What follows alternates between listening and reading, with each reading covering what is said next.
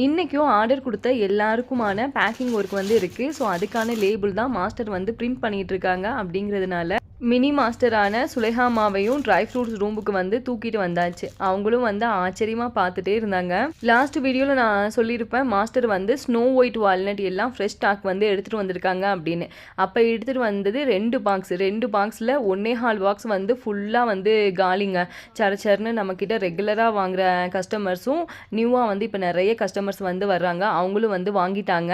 இன்னும் கொஞ்சம் தான் வந்து இருக்குது. ஸ்னோ ஒயிட் வால்நட் வேணும் அப்படிங்கிறவங்க நீங்களும் வந்து இப்போவே ஆர்டர் கொடுத்துருங்க. என் பசங்க வால்நட்டே வந்து சாப்பிட மாட்டேங்கிறாங்க அப்படின்னு சொல்கிற தாய்மார்கள் வந்து இந்த வால்நட் நீங்கள் பசங்களுக்கு வாங்கி கொடுக்கலாம்.